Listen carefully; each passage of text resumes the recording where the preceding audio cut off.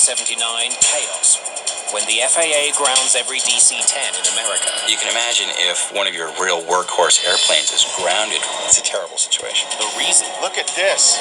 American Airlines Flight 191. I'm losing it. All right, come on. It only got about 300 feet above the ground. What do you got? As investigators search for evidence. It's one of the bushing bolts. In the worst air disaster in U.S. history. Split right in two. There's the bolt. This is a fracture point. They face intense media pressure to identify the cause. Some very crucial photographs that showed the aircraft on its final fatal plunge. The shocking images may finally explain We need to see those slant. why 271 people died seconds after leaving the building.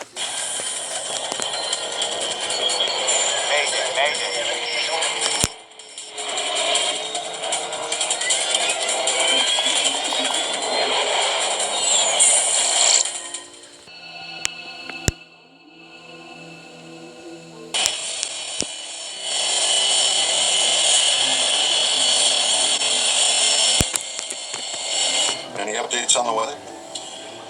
Surface wind 20 degrees at 22 knots. Nothing but blue skies. On a Friday afternoon, the seasoned crew of American Airlines Flight 191 Rudder set. makes final preparations for takeoff Spoilers armed. from Chicago's O'Hare Airport. Captain Walter Lux was scheduled to have the weekend off, but is covering for a friend. This crew was a very experienced crew. The captain had approximately 22,000 hours of flying time, of which about 3,000 hours were in the DC-10, so he was a very, very experienced pilot in the aircraft. The DC-10's three-engine layout makes it one of the most recognizable passenger jets on the runway. They're being flown by almost every major airline. The DC-10 was a very popular airplane. It was one of the first jumbo jets, so the airlines were able to put twice as many people on board the airplane and only feed 3 engines instead of 4, so it was much more economical for them because they could eliminate a lot of flights and still carry the same number of passengers. American 191, good afternoon. Taxi into position on runway 32. Right and hold. American 191, thank you. Taxi and hold. Runway 32 right. Flaps and slats to 10. Takeoff and landing are the most crucial and most difficult and busiest times in the cockpit.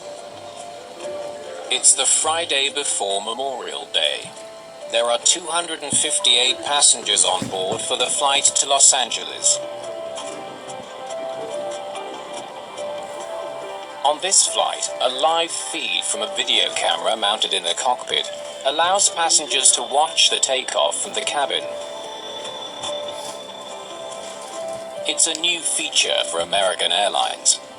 It was simply showing the runway and what the pilots were seeing as you took off or as you came in for a landing, so it was just like a movie for the passengers.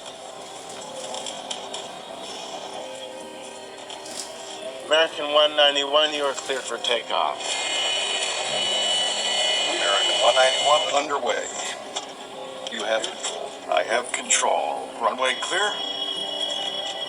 Clear. Okay. Setting takeoff thrust. Here we go. Apply takeoff power. You've got 3 engines pushing you down the runway. Sharing the pilot's view from the cockpit is a thrill for many on board. At 3:04 p.m., the plane is seconds away from lifting off. V1. You accelerate to V1, which is the speed beyond which you can no longer abort the takeoff. So you have to keep going. You have to take off no matter what happens. Rotate. A few seconds later, you reach rotation speed. This is when the pilot would lift the nose, the front wheel would come off the runway.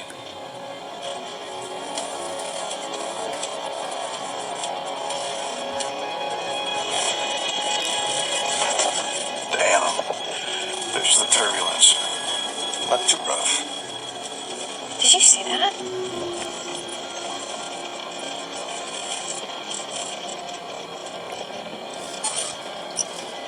I lost power to my side. The captain's instruments suddenly go dead, Looks like we've lost number one. and he's lost power from the left engine. But the plane is already airborne. You have to keep going. You have to climb out. And if there's something wrong with the airplane, even if the problems are critical, your best hope is to keep going, to climb, contact ATC, and come around and land somehow, somewhere. Look at this. Look at this. Equipment. I need equipment. He blew an engine. The DC-10 should be able to climb with only 2 engines. These multi-engine planes are specifically designed to take off with one engine out. They are designed to climb out at a brisk rate of speed and to climb to a safe altitude with one of the engines missing. Pilots are trained to cope with this kind of emergency. First, they need to get as far from the ground as they can. Altitude is critical. There's a saying that pilots have. The 3 things you need are altitude, airspeed, and an idea. They put their plane into a steeper climb. Forward speed drops. If you have room to play with, if you have the altitude, now you can look around and try to figure out what went wrong and try to institute some corrective measures. American 191 Heavy. You want to come back? And to what runway? We're banking. Go right. Go right. The plane is banking sharply to the left. It's only 325 feet from the ground. They were applying full right aileron because the left wing was going down. And by applying full right aileron, what you're doing is trying to lift that wing back up that has gone down. You might try to turn the ailerons the other way harder. And if that still doesn't work, something's clearly wrong. I can't hold it. American 191 Heavy. Do you copy? He's not talking to me. Losing power from one engine should not be causing the plane to bank. Passengers have a frightening view of the ground below. What's going on? The pilots can't get the altitude they need, and they're banking further and further to the left. Go right. Go right. Come on. Come on. 300 feet. We're losing altitude. The cockpit camera gives passengers a glimpse of their fate. But they are not the only ones whose lives are in danger. A trailer park just north of the airport is home to thousands of people. Oh, God. And the plane is heading straight for it. Witnesses on the ground can clearly see Flight 191 flying on its side.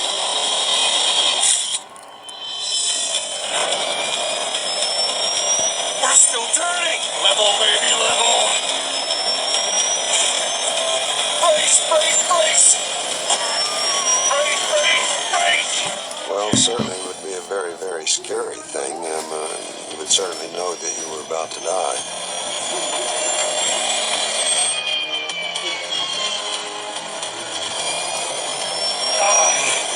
We're losing it. Go right, go right, go right. There he goes.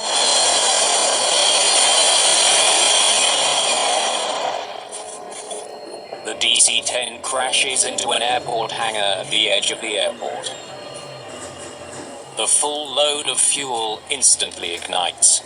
DC-10 with 271 souls on board has gone down. Northwest of runway 32 right. It only got about 300 feet above the ground, and it traveled maybe 4,600 feet or so beyond the end of the runway before it crashed into a field.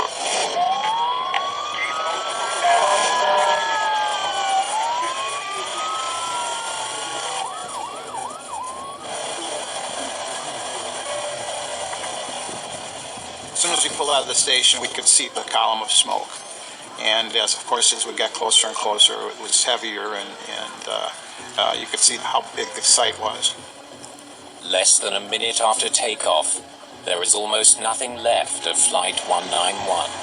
Everything was smoldering, and I remember seeing pieces of the aircraft that were very recognizable, such as the landing gear, and I remember seeing one of the engines also. Rescuers find a horrifying scene.